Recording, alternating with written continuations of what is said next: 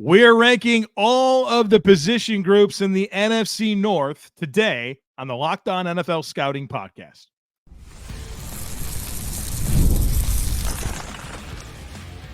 You are Locked On NFL Scouting with the Draft Dudes, your daily podcast for NFL and college football scouting. Part of the Locked On Podcast Network, your team every day. What's better than this? It's guys being dudes here on the Locked On NFL Scouting Podcast. We're the Draft Dudes. I'm Joe Marino from Locked On Bills. He's Kyle Crabbs from Locked On Dolphins. And we are your NFL experts here with you daily to talk team building across the league on the Locked On NFL Scouting Podcast with the Draft Dudes, part of the Locked On Podcast Network, your team every day.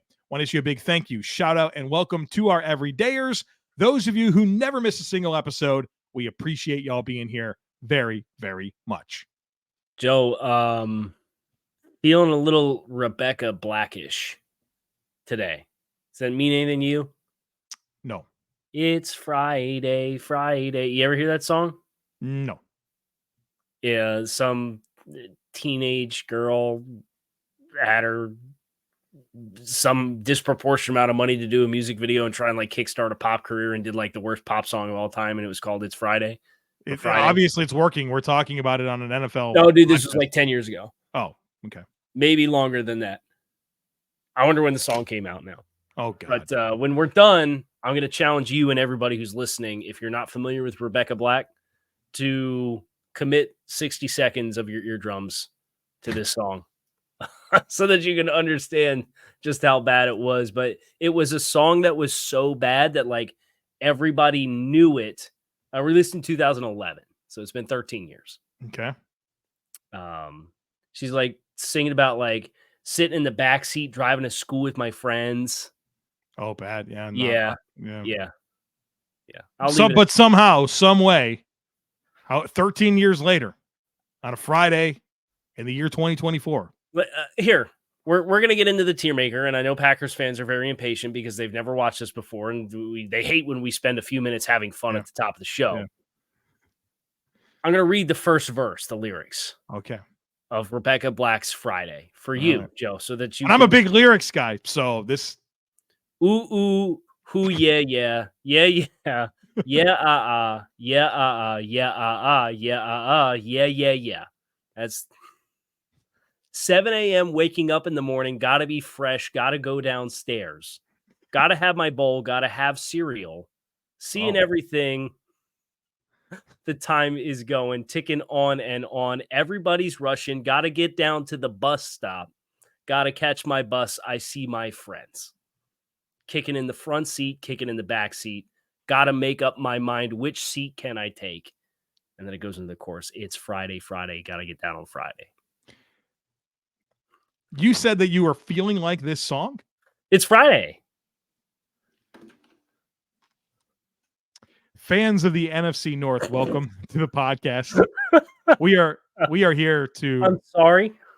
To apologize, and well, then we'll apologize at the end because no, I'm not apologizing for anything that happens after this point. Well, inevitably, people are going to be mad. This is the episode at the end of the week where we stack them up. We go through quarterback, skill players on offense, O-line, D-line, linebacker, secondary. We're going to rank all the teams in the NFC North. And as always, NFC North fans don't seem like they're going to be very cooperative, but we kindly ask that you don't. Just screenshot the tier maker graphic and share it. A lot of context that is missed with just this. And if you're not watching on YouTube, we have the tier maker up for the NFC North. But just know that it's not positionally weighted. Just know that like how your team uses personnel when we do the full thing will matter. But your skill group is comprised of your top wide receivers, your top tight ends, and your top running backs all together. And if a team is really deep in all of those, it may end up trumping you having a better player at one of those three individual spots. So if you have a star running back, if your wide receiver room has a lot of really promising, but to some degree unproven talent, oh, wow. You may not rank as high as where your potential outcome is because it's based off of all of the information that we have right now. This is not a prognosis of what it's going to be at the end of the year. It's a look at what we can say about the groups definitively right now. All right. So hopefully this is the last chance for Packers fans to be mad at us for a while after we said great things about your team and we think you got a good chance to win the division. And win like 11, 12 games and have a good chance to win the division. Yeah. They're still mad. But we're going to start with quarterback, Joe. I think it's very clearly who number one is. It's Jared Goff and the Detroit Lions. I don't agree with you. You're serious? Yes. You think that there's a better quarterback in this? I would rather have, for the 2024 season, I would rather have Jordan Love than Jared Goff. Jordan Love has the opportunity to be a better quarterback than Jared Goff, but he's not yet. His resume is less proven than Jared Goff. And I kind of felt like we were going to walk into this because we didn't really talk. We looked at You're just trying to get on the good side of the Packers. No, I'm not. I think there's the balance of inside and outside of structure and handling pressure. And Jared Goff is, in my mind, a top 10 quarterback in the NFL. But if you asked me which one I think has a better season, if you asked me which one I would rather have, if you asked me which one I think would dummy-proof my ability to screw things up, I would pick Jordan Love. I would rather have Jordan Love for the rest of his career than Jared Goff. But I don't think we can make an intellectually honest argument that right now the best quarterback in this division is Jordan Love over Jared Goff. It depends on what measure and metric. If you want to go off of resume, then it's going to be Jared Goff. But if you want to go off physical skill set. But don't you feel like this entire project is based off of resume and what they've told us that they are? I mean, you even kind of said that in the lead. Yeah, but I didn't forget what Jordan Love did the last 10 games last year. And I feel like I've been as in on Jordan Love as anybody, but I don't think I could put him above Jared Goff. All right, so here's what we're going to do. Every time we do a different group, we're just going to change who's won at quarterback for the NFC North, so that because like I kind of had a sneaking suspicion we might have a little conflict here, because we didn't talk about it in advance. You're right. So let's mark it as a coin toss. And again, that's all the more reason don't just screenshot the thing, right? Because first of all, if more than one person screenshots, you might have a different team at one at quarterback, and then we'll. I'm texting Chris Schubert for the tiebreaker right now. Hopefully he answers by the end of the show. By the end of the show, we'll see what he does. It'd be nice to have. Is he even awake? He wakes up early these days, right? He's up early. Yeah, it's almost 7 a.m. where he's at. At 3, you have potentially 2 rookie quarterbacks, but definitively at least 1 rookie quarterback in Caleb Williams and Sam Darnold / JJ McCarthy with the other spot. I think this is much more open and closed than 1 and 2. Okay. I texted Chris. So we're deciding between 3 and 4 at quarterback? Yes. Okay. Go ahead. Give me Caleb Williams at 3. Because Sam Darnold, if anything was going to happen at this point for Sam Darnold, you would assume it would have happened. And I know that there's some enthusiasm and optimism that maybe like Sam Darnold's their guy this year and McCarthy long-term is a better player. But I know how I felt about JJ McCarthy. I know how I felt about Caleb Williams in the draft process. And Sam Darnold's not going to move the needle for me, especially if we're going to say this whole scope is, well, what's your resume say that you are? Sam Darnold's resume says what he is. I can't read it. What's it say? Jordan Love. All right, Chris. Damn you, Chris. Coming through in the clutch. I think that's the first time Chris has ever sided with me. Because he didn't know that he didn't know what side who picked who. Because if he knew I picked Jared Goff, he might have went with it. So I'm gonna text him now. Do you agree with Caleb at 3 and Minnesota at 4? Yeah, I think so. We have to lean into the likely starters. I think you make a case that maybe the combination of Sam Darnold plus JJ McCarthy is better than Tyson Bagent and Caleb Williams. But the silver lining piece here is Caleb Williams, the number 1 overall pick, all the talent that he has. I think you have to put the Bears at 3. Okay. So based off the Chris Schubert tiebreaker, we currently have it Green Bay, Detroit, Chicago, Minnesota. And I'm going to keep my word, though, Joe. We're going to go to skill group after the break here, and I'm going to flip it back, and I'm going to put the Lions back in 1. And then when we go to offensive line, I'm going to put the Packers back at 1. All right, so we're going to get to accurately reflect the dispute that we had here. Offensive skill players after the break, and Kyle's texting Chris Schubert, so we'll be right back. Be sure to stick with us. Passion, drive, and patience, what brings home the winning trophy, is also what keeps your ride or die alive. eBay Motors has everything you need to maintain your vehicle and level it up to peak performance. From superchargers, roof racks, exhaust kits, to LED headlights, and more, whether you're into speed, power, or style, eBay Motors has got you covered. With over 122 million parts for your number one ride or die, you'll always find exactly what you're looking for. And with eBay Guaranteed Fit, your part is guaranteed to fit your ride every time or your money back. Because with eBay Motors, you're burning rubber and not cash. With all the parts you need at the prices you want, it's easy to turn your car into the MVP and bring home that win. So keep your ride or die alive at ebaymotors.com. Eligible items only. Exclusions apply. eBay Guaranteed Fit only available to U.S. customers. Chris texted me and said, he's Team Goff, ! I said, he's not Team Love. I said for the rest of his career, I would pick Love, and it wouldn't be hard. But this entire project is based on resume and what they've shown us. And so I have to pick Goff. If YouTubers put it in the comments, let us know. And let the record state, I said Jared Goff's top 10 quarterback in the NFL. So you must think Jordan Love is as well. Man, yeah, the tools are out of this world, right? We'll stack them up when we get through. Next week is AFC West. The following week is NFC South. Then we're going to rank coaches, all the stuff, quarterbacks, and that'll be really fun. And that'll be a whole other reason for people to be upset about it. That's the whole point of the summer, man. You piss them off, and I don't know. We'll see what happens. As long as you're intellectually honest about it, though, and like you're not just stirring the pot just to stir the pot. Yeah, and those people exist. Those people exist. They do. Yeah. That's a whole other subsection, right? Yeah, we're not that. So, offensive skill players, skill group. Yeah, go ahead. Let me put the Lions back at 1 at quarterback. Yeah, thank you. Just keep flipping them back and forth. Best skill group in this division. Hello, Skull, Minnesota Vikings. I mean, unbelievable couple of cornerstones, and TJ Hockenson and Jordan Jefferson, Jordan Addison. He showed Justin Jefferson. And I saw him Justin Jefferson, a cornerstone. Obviously, I think he's the best receiver in the league.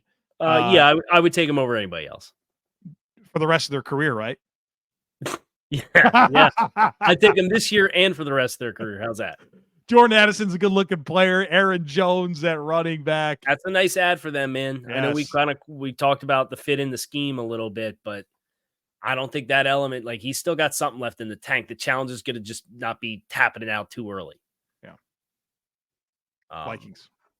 The Vikings at 1, very complimentary group around what they have at the quarterback position. A nice little contrast there. Now at 2 in the NFC North for skill groups, remember, because I'm sure Chicago fans are going to be mad about this too, right? Because they're going to say, guys, we've got one of the best 1 through 3 wide receiver combos in the league.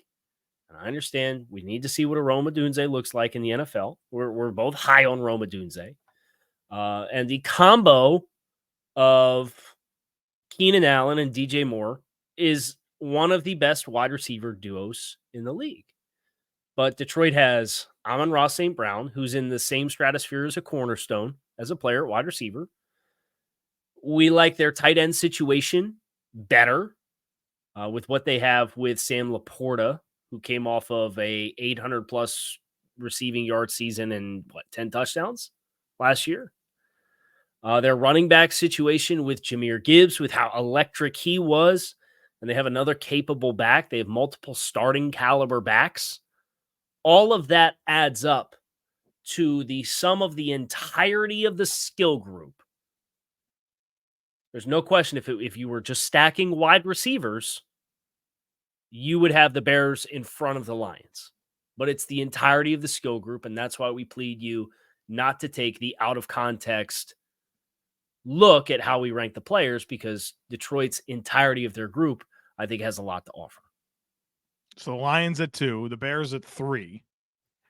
And that puts the Packers at 4. And look, it's difficult to put Packers at 4 because they have what I've said repeatedly. I think that the Packers have the deepest group of exciting young pass catchers in the NFL between Musgrave and Kraft and Doubs and Reed and Wicks and Watson. It's unbelievable. But those are all first and second year players that we're still really trying to figure out who exactly they are. And we like them all. But right now, it's still sorting itself out. They don't have the proven level of talent that the 3 teams in front of them do. So, well, and look, too, the methodology of this favors well-established talent. And for the Packers, there's such a range of outcomes that all of these guys could end up being. And if Jordan Love plays like we think Jordan Love is capable of being, they're going to be really complimentary. They're going to be really productive. And you might say, look, it is wall-to-wall, the most solid, but the ceiling of the players maybe is not going to match that of the ceiling of the players in some of the other groups. It's fairly close, too. Like, if we did this next year and you told me the Packers checked in at 2, like, I think they'll have a hard time catching Minnesota, depending on what Aaron Jones' situation is, just because they have cornerstones at tight end and wide receiver. And the wide receiver is in a tier of his own as far as, like, he's in the tier above the tier as one of the elite elites at the position. But, you know, you could realistically, I think, make an argument that 1 through 3 goes in any order depending on what your scoring criteria is on how you do it. Yeah. We just happen to say with our methodology right now, look, there's a lot of incomplete evaluations at the wide receiver position and the tight end position for the Packers. We need to get a better feel of what they are, but it's not that they're not capable of being everything that the Packers need them to be for the Packers to have a very, very, very successful season. All right. Offensive line, shall we?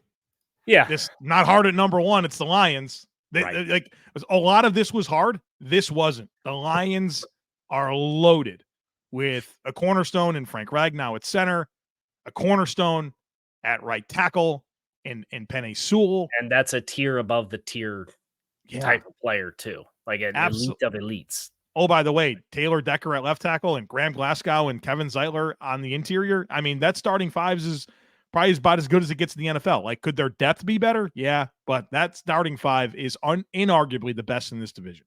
Yeah. The scoring the rest of the way was fairly close, but especially close between 2 and 3. We like the consistency wall to wall with what Minnesota has to offer. They check in really good tackle tandem with Brian O'Neill and Darrisaw. Darrisaw grades as a cornerstone for us. Garrett Bradbury at center has become a reliable starter, as an adequate level starter.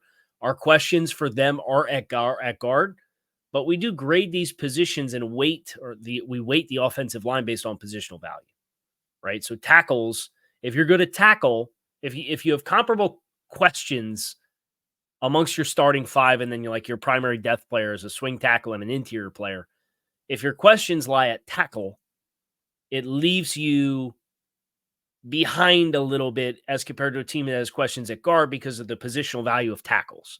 And that's the big thing that helps divide the questions that we have with the Packers at left tackle. Is it Rasheed Walker after playing 800 snaps last year? Or is it your first round pick in Jordan Morgan who plays in that spot? Does Elgton Jenkins move around?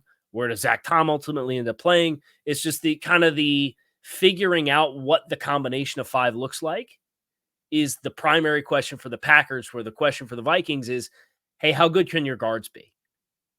Yeah. Yeah.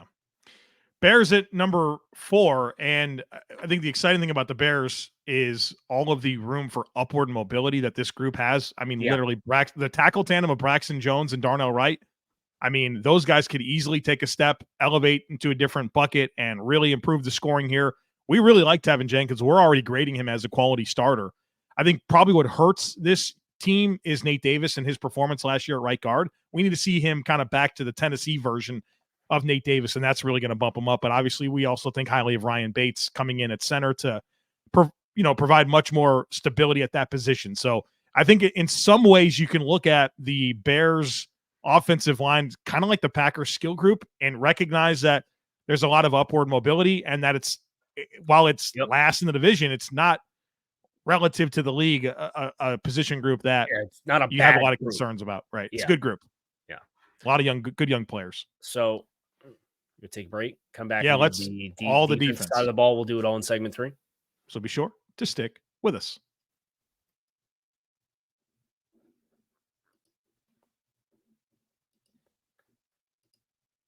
I would like to think that we're going to get back in the good graces of the Packers fans. Here with the defensive line. Rashawn Gary, Kenny Clark. You got Van Ness as a promising second-year player. You got Devontae Wyatt as a promising young player. You got Enigbare, who flashed a good bit for you.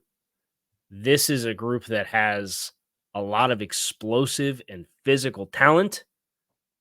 So much so, especially with Rashawn Gary, who we grade as a cornerstone, that they were able to check in first place amongst defensive lines in the NFC North. Yeah, I mean, you got to talk about Van Ness and Wyatt as two players that I think have a lot of room to grow into and can make the best in this division even better. Got Detroit at number 2. Cornerstone player in Aidan Hutchinson. Big-time addition in DJ Reader. We love Aleem McNeil. Some really nice pieces here in Kaminsky and Davenport. James Houston, looking for him to kind of recapture the magic of his rookie season. Broderick Martin, a young player that could take a step. I mean, there's a lot of depth here, and there's some top-end guys here. So Detroit stacks up at number 2. I guess I'm kind of surprised how 3 and 4 stack up, because the highest graded player that we have is on the team that checks in 4th. We have Montez Sweat as a cornerstone, but we have kind of questions about the entirety of the 7 guys that we're grading along the defensive line. We find ourselves with more questions with Chicago's, with their interior front versus Minnesota. They bring in Grenard. Is that an upgrade or a downgrade versus Danielle Hunter? Neither here nor there, right? You get Dallas Turner, who has no proof of concept as an NFL player. We both liked him as a prospect. To go with Andrew Van Ginkel, you say, okay, they're in pretty good shape on the edge. But then you get to the interior group for them, and that depth of that unit, we have a lot of questions for beyond Harrison Phillips and what it's going to look like with the rest of the guys that they have, whether it's Bullard, whether it's Tillery. We kind of observed when we did their showcase, hey, they've either got all of one kind of a guy or all of another kind of guy, and they don't really have complementary, well-rounded skill sets with the rest of that group inside. And then you contrast that with Chicago, where you have Sweat and nothing on the edge that we feel good about. And then the interior group is Andrew Billings and a couple of second-year players that showcased a little bit, right, with Dexter and Pickens, but we really don't know what they are at all. So I think Chicago probably has a little bit more upward mobility with the guys on the interior to kind of surpass, but they're hurt right now in this scoring methodology with 2 young guys that we're not really sure where they're ultimately going to land when it's all said and done. Bears fans, I hope that you stuck with us, because the rest of this podcast is for you. As we get into linebackers, you got the best in the division. It's not close. TJ Edwards, Tremaine Edmonds, Jack Sanborn as your third guy. Cut and dry, best trio, I would say, comfortably trio, but obviously duo is really where it matters. You guys take the cake here for sure. And Matt Eberflus and his history with linebackers is so good, and that just continues here with Chicago. So I'm going to open up. Yeah, we have Chicago as a top 5 linebacker core in all of football through the 24 teams that we've done thus far.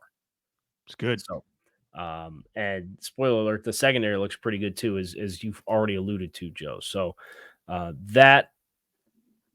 And we did that when we did the Bears show, right? We talked about the back 7 for Eberflus really is the strength of the unit. Now, beyond that, we have a coin toss, almost literally coin toss. These 2 units are separated by 0.02 of a point at linebacker in this division.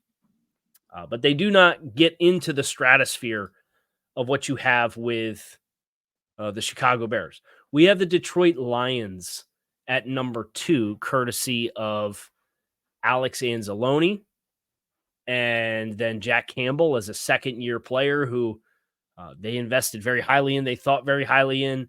And then obviously the Hard Knocks standout star that they have with, why am I blanking on his Malcolm name? Rodriguez, but Malcolm really the story is Rodriguez. Derek Barnes. Derek Barnes is one of the better special teams linebackers as well. So my point being, they got 4 guys that you say, okay, like if that's our core 4, it's a really solid, sturdy group, but I don't think it has the ceiling of what the Bears group has. All right, so that means we have at number 3 by 0.02 of a point. Yeah, super close. Minnesota Vikings, Ivan Pace and excuse me, Blake Cashman, the leading players here. Brian Asamoah, young developmental player. I think with Pace and Cashman, I mean, they really have one season, right? Combined, or not combined, individually, they have. Yeah. So far, Cashman took a little time, but exploded last year for Houston. Pace, a perfect fit for Flores, but he's a rookie last year. So we're curious to see how much more ceiling those guys develop into, and then that puts the Packers at last, which I think makes a lot of sense. I mean, you have Quay Walker, who we like, but then his running mates, Edgerrin Cooper, a rookie, he doesn't get any points. And then we like the quality depth player like Isaiah McDuffie as the third guy. But even if he was a starter, that really wouldn't change anything. So a lot to prove with the Packers linebackers, but I love the athleticism that they have and the ceiling that they could develop into. So that takes us to the secondary. And I'll slide this down so that you guys can see it if you're watching on YouTube. We mentioned the Bears. The rest of this show is quite friendly to you. The development of Jalen Johnson at cornerback into a cornerstone type of player. The addition of Kevin Byard to go alongside with Jaquan Brisker, who is a promising young player that Joe and I both really like. Tyreek Stevenson showcasing some teeth as a rookie last year. And then Kyler Gordon. It's a young group, but it's fairly sturdy from top to bottom, and it's headlined by a cornerstone player in Jalen Johnson, who is one of the better young cornerbacks in the league. Vikings at number 2, and I think this group has really come together well for them. I think it starts with their safeties of Harrison Smith, who's still performing at an extremely high level, to go with Cam Bynum, who's a heck of a running mate, Josh Metellus, and what he's developed into in the slot with Byron Murphy and Shaq Griffin still part of this mix, or well, Griffin a newer part of the mix, Murphy returning player.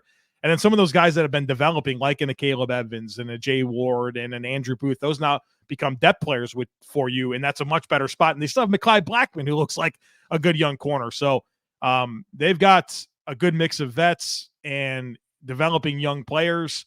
And I think so much differently of Minnesota's secondary in general right now compared to last year, and I think that's going to position them very well in year 2 under Brian Flores.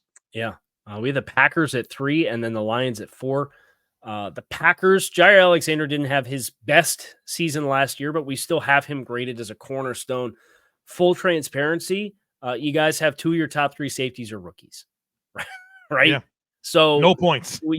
As far as quantifying that, it doesn't help you. I would say this, though, for the Packers, between the offensive line skill group, the linebackers, and the secondary, the groups in which the Packers didn't necessarily score very favorably, with all of the young talent that they have, I think they're one of the better positioned teams for the next 3 years with the talent that's already on the roster to say, hey, the internal development, the draft and developed style of approach that we have, they complemented that in the secondary with signing Xavier McKinney to a big money contract as kind of the other quality starter to pair with their cornerstone that they have in Jaire Alexander. Keyshawn Nixon didn't take the jump that you thought he would at nickel last year. Eric Stokes has dealt with injuries throughout the course of his career thus far. And then we mentioned the other safety spot is a whole bunch of who knows right now. So the snapshot at this point in time doesn't grade particularly favorably for the Packers, but I look at all the position groups that they don't stack very well in, and they have a lot of youth. And that, again, kind of is the central thesis for me with Green Bay is, man, they got a lot of ammunition in-house already. It's just how do these guys turn out this year and play for them? Yeah. So that's the Lions. Yeah. Lions. And that's the NFC North. We survived. We lived. We made it. We did the thing. We did the thing. I hope you come back and see us again. But it's it for this Friday. And I'll to play us out, as the meme goes. To play us out. What does that mean, to play us out? Do you know what it means to play you out? Is it some We'll type do it of live? salutation close? Like, Yeah, I it's don't like know. the close. Yeah. Yeah. We'll read the second verse of Rebecca Black's Friday Oh gosh. to play us out here on Locked On NFL Scouting. 7:45, we're driving on the highway, cruising so fast, I want time to fly. Fun, think about fun. You know what time it is. I got this. You got this. My friend is on my right. I got this. You got this. Now you know it. Kicking in the front seat, kicking in the back seat. Got to make up my mind. Which seat will I take? It's Friday. Got to get down on Friday.